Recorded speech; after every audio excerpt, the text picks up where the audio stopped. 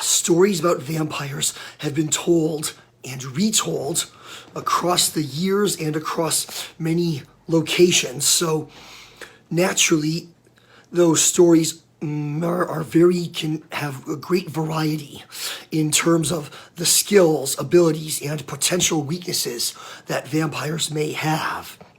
Yes, there are no hard and fast rules about what vampires can and cannot do.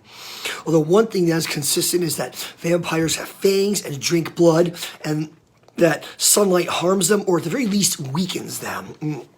But some other aspects of vampires tend to vary greatly. I will admit one thing that I think it's kind of ridiculous that garlic is one of their weaknesses. Although in recent years they seem to have forgotten that, and that's good. Although garlic was never stated to actually harm vampires, they simply did not like its powerful odor. But of course, I shall presume that those stories were written by people who did not like garlic, because some people may like garlic. I mean, if you like garlic when you are a human, why would you suddenly hate garlic as a vampire? Now, silver. Sometimes in some stories, silver burns vampires. Other times, it doesn't really matter. But now, two things about vampires that kind of bother me that I very much wish to discuss are, first, the fact that many stories have vampires not casting reflections in mirrors.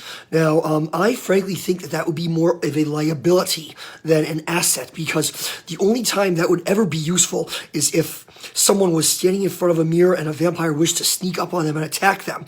Other than that, I cannot imagine any situation in which not casting a reflection would be useful. Frankly, that would mean that there'd be a chance that the vampire would expose themselves in front of others if they did not cast a reflection. So, frankly, I think that's a very foolish trait to have, and I hope that modern vampire stories are doing away with that. And secondly, I feel that some stories got a little too creative and liberal with how crosses or other holy symbols could repel vampires. Now, I understand that the usual idea is that vampires are evil, unholy beings, so that holy symbols would repel them. But frankly, there are too many times when people could make a cross out of anything, like a shadow on a wall made a cross, or in one Dracula movie, Peter Cushing held two candlesticks in the shape of a cross, or in another movie, a man made a cross out of blood, etc. No, that's just ridiculous. Don't you think they got a little bit too far? I mean, if vampires are supposed to be powerful, evil, terrifying beings, that's just kind of a lame weakness to have, don't you think? So I like how Salem's Lot by Stephen King approached this matter.